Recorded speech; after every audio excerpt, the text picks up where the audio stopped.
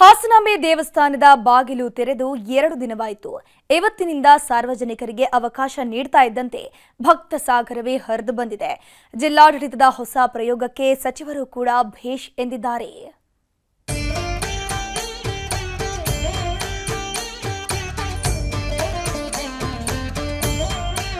ಮುಗುಳು ನಗೆಯ ಸುರಸುಂದರಿ, ಸಂಕಷ್ಟಗಳನ್ನ ದೂರ ಮಾಡೋ ಸಪ್ತ ಮಾತೃಕೆ, ಭಕ್ತರನ್ನ ಪಾಲಿಸೋ ಮಹಾದೇವಿ, ವರ್ಷಕ್ಕೊಮ್ಮೆ ದರ್ಶನ ನೀಡೋ ಶಕ್ತಿ ದೇವತೆ ಹಾಸನಾಂಬೆಯ ದರ್ಶನ ಶುರುವಾಗಿದೆ. ಕಳೆದ ವರ್ಷ ಗರ್ಭಗುಡಿ ಮುಚ್ಚುವಾಗ ಹಚ್ಚಿದ್ದ ನಂದಾದೀಪ ಆರಿಲ್ಲ, ಇಟ್ಟ ಪ್ರಸಾದ ಹಳಸಿಲ್ಲ, ಮುಡಿದ ಹೂ ಕೂಡ ಬಾಡಿಲ್ಲ, ಎಲ್ಲವೂ ಕೂಡ ಈಗಷ್ಟೇ ಇಟ್ಟಂತಿವೆ. ಇಂತಹ ಮಹಾಮಹಿಮ ಕ್ಷೇತ್ರದಲ್ಲಿ ತಾಯಿ ಹಾಸನಾಂಬೆ ಮತ್ತೆ ದರ್ಶನ ನೀಡುತ್ತಿದ್ದಾಳೆ.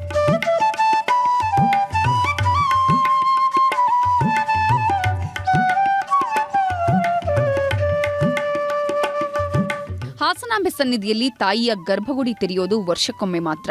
ನಿನ್ನೆ ಗರ್ಭಗುಡಿಯ ಬಾಗಿಲು ತೆರೆಯಲಾಗಿದ್ದು 13 ದಿನಗಳ ಕಾಲ ತಾಯಿ ದರ್ಶನ ಕರುಣಿಸಲಿದ್ದಾಳೆ. ಹೀಗಾಗಿಯೇ ಭಕ್ತರ ದಂಡೆ ತಾಯಿ ಸನ್ನಿಧಿಗೆ ಹರಿದು ಬರ್ತಿದೆ.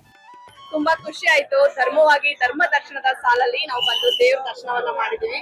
ಕೇವಲ 1.5 ಗಂಟೆಯಲ್ಲಿ ನಾವು ನಮ್ಮ ಹಾಸನಾಂಬ ತಾಯಿಯ ದರ್ಶನ ಮಾಡೋದಕ್ಕೆ ಖುಷಿ ಆಯ್ತು. ಈ ಜನಸಂಖ್ಯೆ ನೋಡಿದಾಗ ಅನ್ನಿಸ್ತಾ ಇತ್ತು ಇವತ್ತು ದರ್ಶನ ಆಗುತ್ತೋ ಇಲ್ವೋ ಅಂತ. ಇವಾಗ ನೈವೇದ್ಯಕ್ಕೋಸ್ಕರ ದೇವಸ್ಥಾನ ಕ್ಲೋಸ್ ಮಾಡ್ತೀವಿ ಅಂತ ಹೇಳ್ತಾ ಇದ್ರು. ನಾವು ಸರ್ತಿ ಸಾಲಲ್ಲಿ ಬಂದು ದೇವ್ರ ದರ್ಶನ ಮಾಡಿ ದೇವ್ರನ್ನ ಕಣ್ತುಂಬಿಸ್ಕೊಂಡು ದೇವರ ಕೃಪೆಗೆ ಪಾತ್ರರಾಗಿದ್ದೀವಿ.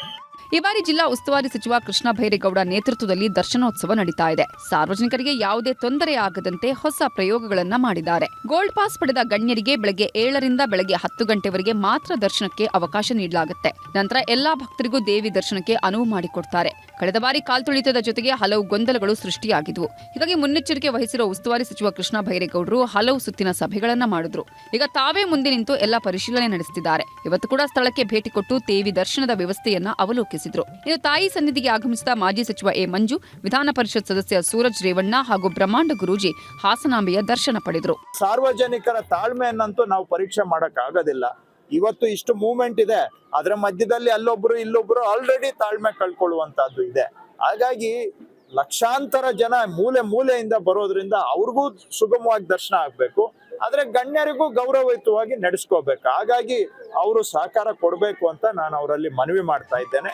ಒಟ್ನಲ್ಲಿ ವರ್ಷಕ್ಕೊಮ್ಮೆ ಮಾತ್ರ ದರ್ಶನ ನೀಡೋ ಹಾಸನಾಂಬೆ ಸನ್ನಿಧಿಗೆ ಭಕ್ತ ಸಾಗರವೇ ಬರ್ತಾ ಇದ್ದು ಇನ್ನೂ 11 ದಿನಗಳ ಕಾಲ ದೇಗುಲದ ಬಾಗಿಲು ತೆರೆದಿರಲಿದೆ.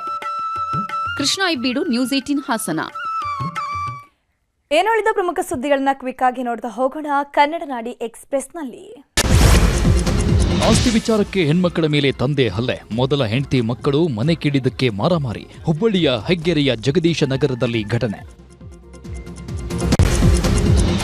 ನಿಜ ಶರಣ ಶ್ರೀ ಅಂಬಿಗರ ಚೌಡಯ್ಯ ಮೂರ್ತಿ ಭಗ್ನ, ಕಲ್ಲೆಸೆದು ಕೈ ಕಟ್ಟು ಮಾಡಿರುವ ಕಿಡಿಗೇಡಿಗಳು.